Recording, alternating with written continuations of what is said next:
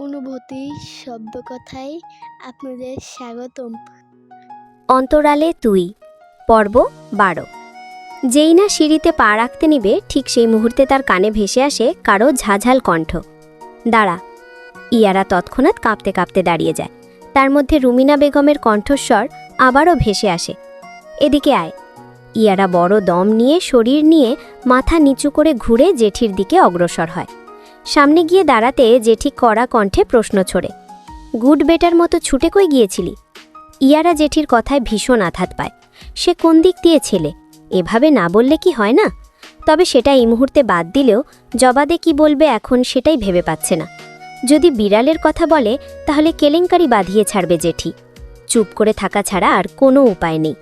ইয়ারা কোনো উত্তর না দেখে রুমিনার মাথায় ধাও ধাও করে উঠল। কেরোসিন ডালার জন্য পাশে জরিনা কাকি বসেছিলেন, মুখ বাঁকিয়ে ডেলেই দিলেন। এমন বেয়াদব ছেমড়ি আমি আর দ্বিতীয়টা দেখিনি। গুরুজনরা প্রশ্ন করলে মুখে তালা দিয়ে নয় উত্তর দিতে হয়, সেটা এত বড় দামড়ি হয়েও শেখেনি। রুমিনা জরিনা কাকির কথায় ফুঁসছেন। ইউজানের দৃষ্টি ল্যাপটপের পর্দায় স্থির। ইয়ারা এবার আহত নয়নে তাকল চোখ তুলে। তৎক্ষণাৎ রুমিনা বেগম রাগে ফেটে পড়লেন। উঠে এসে লাগিয়ে দিলেন গালে থাপ্পড়। পরপরই চেঁচালেন, শুধু শুধু আমার বাড়িতে পড়ে থেকে মা মেয়ে অন্ন ধ্বংস করছিস। কিছু জিজ্ঞাসা করলে মুখে টেপ লাগিয়ে বসে। এই, তুই কি জন্মের পর কথা বলিসনি নাকি আজই নতুন? আমি কিছু জিজ্ঞাসা করেছিলাম। ইয়ারা ভয়ে জড়সড় হয়ে দাঁড়ায়। চোখে পানি ভিড় করলেও এই মুহূর্তে কেঁদে তার কোনো ফায়দা হবে না। তার থেকে বরং যা জিজ্ঞাসা করেছে তা কোনো রকম বানিয়ে টানিয়ে মিথ্যে বলে চাপা দেয়া। সে ঠোঁট নাড়িয়ে মৃদুস্বরে বলল, আসলে আমি একটু গেটের সামনে গিয়েছিলাম। পড়ল গালে আরেকটি থাপ্পড়। আমাকে মিথ্যে বলিস? আকাশ কেন গাড়ি আসবে বলে চেঁচাল? আমাকে তোর মতো মাথা মোটা পেয়েছিস? যা বলবি তাই মেনে নেব। ইয়ারা অপরাধী ভঙ্গিতে গালে দুহাত চেপে অশ্রু বিসর্জন দিতে দিতে চুপ করে রইল। দেখেছ কেমন খাঁটি বেয়াদব? তারপরও বলছে না কোথায় গিয়েছে। ভাবি, লাগিয়ে দিন তো আরও বেশ কয়েকটা থাপ্পড়। তৎক্ষণাৎ কারো গালে সজোরে থাপ্পড়ের শব্দে পুরো লিভিংয়ে ছড়িয়ে পড়ল। ইয়ারার সঙ্গে রুমিনা চোখ বড় বড় করে তাকল জরিনা কাকির দিকে। তিনি গালে হাত দিয়ে কান্না মুখে হয়ে তৎক্ষণাৎ ইউজানের দিকে তাকিয়ে অবাক কণ্ঠে প্রশ্ন ছুড়লেন, আমাকে কেন থাপ্পড় মারলে ইউজান? আমি ইয়ারাকে থাপ্পড় মারার জন্য বলেছি। তৎক্ষণাৎ ইউজান ভুল হয়েছে ভাব করে নাটকীয় ভঙ্গিতে সুর টেনে বলে ওঠে, ওহ সরি জরিনা খাসি। ওহ আবারও সরি, জরিনা কাকি হবে। যাই হোক, আপনি নাম বলেননি তো, তাই ভেবেছি হয়তো থাপ্পড়টা আপনাকে মারতে বলেছেন। ওই আর কি, বুঝতেই তো পারছেন জরিনা কাকি। শেষে বিশাল সুর টানতেই ইয়ারা গালে হাত চেপে রাখা অবস্থা কান্নার মাঝেও শব্দ করে হেসে ফেলে, কিন্তু পরমুহূর্তে মায়ের খাওয়ার ভয়ে নিজেকে সংযত করে নেয়। জরিনা কাকি ইউজানের দিকে তাকিয়ে জোরপূর্বক হেসে বলেন, বুঝতে পেরেছি বাবা, পরের বার নাম ধরে বলবো কেমন? ইউজান শয়তানি হাসল। রুমিনা বিষয়টা মাথায় নিলেন না আর। বড় ছেলে ওনার হিরির খনি, সে যেটা করবে সেটা ভুল হলেও সঠিক। ইয়ারা মনে মনে দোয়া দুরুদ পড়ছে যেন এবার মতো বেঁচে যায়। রুমিনা বেগম সোফায় বসে পড়লেন পুনরায়। জরিনা কাকির দিকে তাকিয়ে সিরিয়াস ভঙ্গিতে বললেন, কি যেন বলতে এসেছিলে? হ্যাঁ ভাবি, যা বলতে এসেছিলাম। তাতেই ইয়ারা বেশ খুশি হয়। যাক, এখন আর বকাঝকা করবে না, আবারও শুরু করবে পাশের বাড়ির লোকজনকে নিয়ে চুগলখড়ি। এই জরিনা কাকি শুধরবে না, শুধু মানুষের নামে সারা দিন গিট্টু লাগানোর উপরেই থাকবে। ছি, পৃথিবীতে সবথেকে নিকৃষ্টতর কাজ এটা ছাড়া আর কোনটাই হতে পারে না। ইয়ারা নাক তুলল, তবে চুপচাপ দাঁড়িয়ে রইল। পা নাড়লেই তো দোষ হয়ে যাবে আরেকটা। সে বোঝে না প্রতি পা ফেলার ধাপে ধাপে কেন দোষ খোঁজেন জেঠিমা। আরে কি বলবো ভাবি, ওই যে পাশের বাড়ির লিলি ভাবির মেয়ে ঝুমুর আছে না, ও তো সব সময় কলেজ ভাঙ করে ছেলেদের সাথে এখানে সেখানে যায়। লিলি কিছু বলে না? আরে জানলে তো বলো। শুধু শুধু মিথ্যে কেন বলছো জরিনা কাকি? ঝুমুর যায় না, আপনার মেয়ে আরিনি তো নিয়ে যায় তাকে পাহারা দেওয়ার জন্য। মুখ ফসকে বলা ইয়ারার কথাটাই যথেষ্ট ছিল জরিনা কাকির মাথায় এক বালতি কেরোসিন ডালার। পুরা তেলের মতো ছ্যাত করে উঠলেন তিনি। কটমট দৃষ্টিতে তাকালেন ইয়ারার দিকে। ইয়ারা তৎক্ষণাৎ নজর সরিয়ে অন্যদিকে তাকাতে শুরু করে দেয়। রুমিনা বিরক্তিকর শ্বাস ফেলে ইয়ারাকে প্রশ্ন করেন, তুই জানলি কিভাবে? তিথি, আমি, জিমি স্কুল থেকে ফেরার পথে রাস্তায় তাদের সব কথা শুনেছি, কে কাকে নিয়ে যায় হো। ইউজান ল্যাপটপে দৃষ্টি স্থির রেখে ঠোঁট চেপে হাসে। ইয়ারা সেটা লক্ষ্য করে ভাবে হয়তো ল্যাপটপে কিছু একটা দেখে এমন করে হাসছে। রুমিনা ইয়ারাকে কিছু বলেন না আর। জরিনা কাকি তীব্র অপমানে চুপ করে বসে থাকতে পারলেন না, দাঁড়িয়ে গেলেন। নিজের বেলায় ধামাচাপা দিয়ে কিছু একটা নিয়ে তো খোঁচা মারতেই হবে। ভেবেচিন্তে টপিক নিয়ে চলে গেলেন সোজা কালকের রাতের। তা কাল রাতে অমন জঙ্গলি কুকুর মতো চিৎকার করেছিস কেন? ইয়ারা নিশ্চুপ। এবার ইউজান কাঁধ ঝাঁকিয়ে উঠে দাঁড়ালো। জরিনা কাকির সামনে অর্থাৎ ইয়ারার পাশে দাঁড়িয়ে পেছনে দুহাত রেখে হালকা ঝুঁকে চোখ মুখ কুচকে সিরিয়াস ভঙ্গিতে বলল, সে কি পুরো মহল্লার খবর আপনি রাখেন আর এটা জানেন না কাল রাতে যে ডাকাত এসেছিল?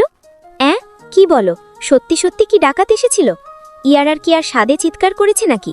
শুধু চিৎকার নয়, ডাকাতকে সে ধক্কাও দিয়েছে। কিভাবে ধাক্কা মারল? ভয় পায়নি? দেখবেন কিভাবে ধাক্কা মারেছে। কিভাবে? জরিনা কাকি অবাক কণ্ঠে বলতে না বলতেই ইউজান তাকে উচ্চ মাত্রায় ধাক্কা মারল। ধাক্কাটা কোনাকুনিভাবে মারায় তিনি তাল সামলাতে না পেরে সোজা গিয়ে পড়েন শেলফের উপর। তীব্র ঝাঁকুনিতে ফুলদানি পড়ে ওনার হাতের উপর পড়ে ভেঙে যায়। ইয়ারা তো শুধু ছিলেছে, এনার তো ভাঙা কাজ গেথে গেল হাতের জায়গায় জায়গায়। জরিনা কাকি হাত চেপে অনেক জোরে আর্তচিৎকার করে উঠলেন। আকস্মিক ঘটনায় ইয়ারার চোখ বিস্ফারিত হয়। সে তড়িঘড়ি করে এগিয়ে গিয়ে ধরতে যাবে, ঠিক সেই মুহূর্তে ইউজান তার হাত শক্ত করে ধরে পেছনে টেনে নিল। ইয়ারাকে সরিয়ে নিজেই সামনে এগিয়ে গেল সে। মুখে আফসোসের ছাপ এনে জরিনা কাকিকে ধরে তুলতে তুলতে দ্রুত বলতে লাগল, সরি সরি সরি জরিনা কাকি, অ্যাকচুয়ালি আমি বুঝতেই পারিনি আপনার এতটা জোরে লাগবে। ইস, কতটা লেগে গেছে। রুমিনা বেগম উঠে এসে জোরপূর্বক হেসে হাত থেকে কাজ খুলতে খুলতে বলেন, আমার ছেলে আসলেই বুঝতে পারিনি, দেখো না কত আফসোস করছে। জরিনা কাকি নিশ্চুপ, ব্যথায় হাত টনটন করছে ওনার। চোখে মুখে স্পষ্ট অস্বস্তি। এখানে আর 1 মিনিট থাকলে এই ছেলে জমের দৌড়ে পৌঁছে দেবে। ভালো ভালো এখান থেকে কেটে পড়লেই বাঁচেন। রুমিনা বেগমের থেকে হাত ছাড়িয়ে নিজেই জোরপূর্বক হেসে বলেন, তা তো দেখতেই পাচ্ছি ভাবি। কথা শেষ করেই আর দেরি করলেন না, দ্রুত দরজার দিকে এগোতে লাগলেন। তাহলে আজ আসি ভাবি। পেছন থেকে ইউজানের সুরাল কণ্ঠ ভেসে এলো। জরিনা কাকি, আপনি কিছু মনে করেননি তো?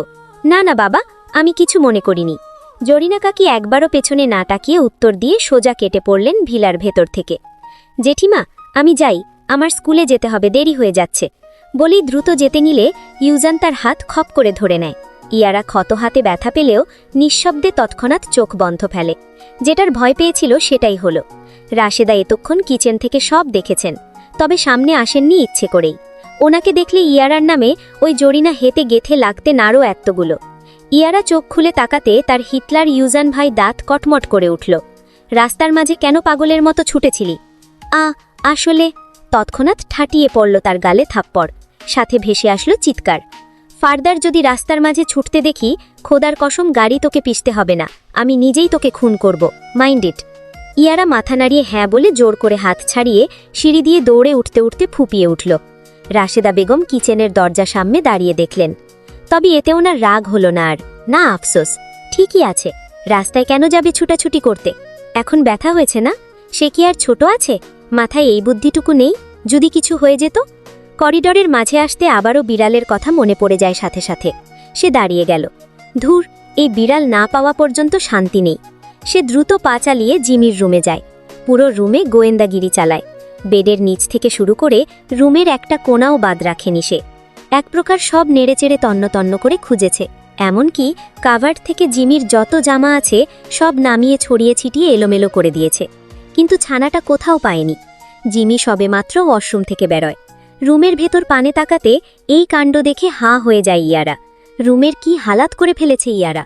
তবে ইয়ারাকে এমন পাগল পাগল হয়ে কিছু খুঁজতে দেখে সেটা মাথা থেকে আপাতত ঝেড়ে ফেলে এগিয়ে আস্তে আস্তে চিন্তিত স্বরে বলে, এভাবে কি খুঁজছিস ইয়ারা, সবকিছু এলোমেলো করে?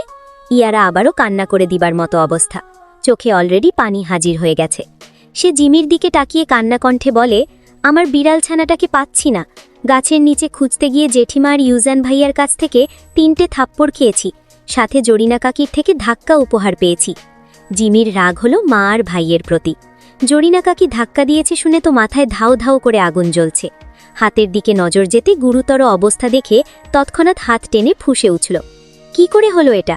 জরিনা কাকি ধাক্কা দেওয়ার ফলে দরজা ঘেঁষে পড়ায় এমন হয়েছে, ইয়ারা স্বাভাবিকভাবেই বলল। জিমি কোমরে 2 হাত রেখে চেঁচালো, ওই মহিলারে একবার পাই খালি সামনে।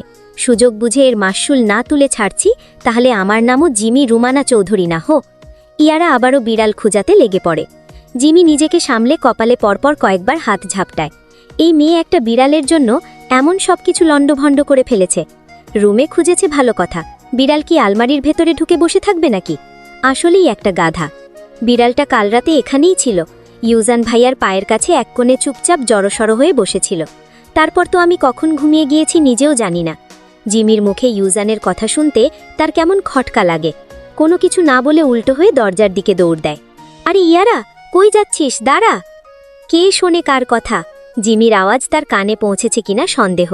কোনো দিকে না তাকিয়ে দৌড়ে সোজা ইউজান রুমের সামনে আসে। দরজাটা ভেতর থেকে চাপানো থাকলেও ইয়ারা দ্রুত গতিতে আসার ফলে ঠেলে সোজা রুমে প্রবেশ করে পড়ে যেতে নিয়েও ঠ্যাক ধরে দাঁড়িয়ে যায়। চোখ তুলে সামনে তাকাতে কপালে উঠে যাওয়ার মতো অবস্থা। সে সাথে সাথে চোখে দুহাত চেপে উল্টো হয়ে ঘুরে দাঁড়ায়। পারমিশন ছাড়া রুমে আসার সাহস দিয়েছে কে? শান্তস্বরে বলা কথাটাও ইয়ারার পুরো শরীর কাঁপিয়ে তুলতে সক্ষম হয়েছে। বিড়ালটার জন্য আবারও একবার সব ভুলে বসেছে। সে কোথায় যাচ্ছে? তার উপর এই পচা ওরফে হিটলার সবকিছু খুলে শুধু নিচেরটা পড়ে আছে। তাকাতে তো পারবেন না ভুলেও।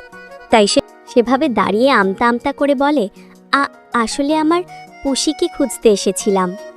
ইউজান শয়তানি হেসে প্যান্ট পরতে পরতে বলে, ডানে তাকা। ইয়ারা ভয় ভয় ডানে তাকাতে হাঁ করে ফেলে। সে সকাল থেকে এটাকে খুঁজে হয়রান, যার জন্য সে মারও খেলে। আর এই লোক কিন্স রশি দিয়ে পুষির দুহাত দুদিকে বেঁধে উল্টো করে ঝুলিয়ে রেখেছে। বেচারার মুখটাও কেমন শুকিয়ে ছোট হয়ে এসেছে। এখন তো একদম আধমরার মতো দেখা যাচ্ছে। ইয়ারার পুষির এই হালাত দেখে তার রাগ আকাশ ছুল। ফুসফুসটে সামনে ফিরল। তেড়ে গিয়ে ইউজানের দুহাতে চুল খাবলে ধরে টানতে টানতে রেগেমেগে চেঁচিয়ে উঠল, অসভ্য লোক! আমার পুষি কি দোষ করেছিল যার জন্য তাকে এভাবে ঝুলিয়ে রেখেছেন? রাগে ভুলেই বসেছে সে কি করছে। ইউজানের সবেমাত্রে শাওয়ার নেওয়া ভেজা চুল সে রানীমার্কা ডিউটিদের মতো টেনে ছিঁড়ে ফেলতে চাইছে। ইউজান ঠোঁট কামড়ে বাঁকা হেসে একটানে ইয়ারার হাত মুঠোবন্দিতে নিয়ে বলল, তো রাজপর্দা দেখে তো প্রশংসা করতে হবে। ইয়ারা এখন টের পেল কি করে বসে আছে।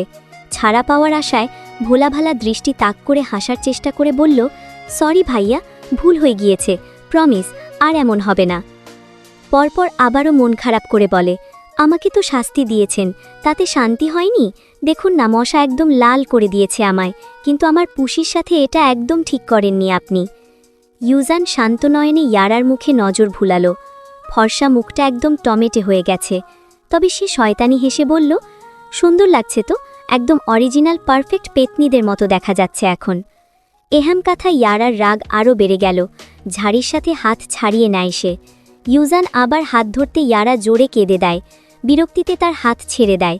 তৎক্ষণাৎ সে দৌড়ে বের হতে গিয়েও পুষিকে একা রেখে বের হতে পারে না।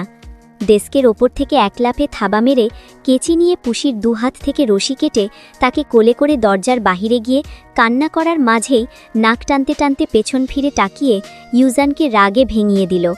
একদম মেরে ফেলবে যদি আর তার পুষিকে ওরকম করে ঝুলিয়ে রাখতে দেখে সে। যদিও এটা বলার সাহস নেই তার।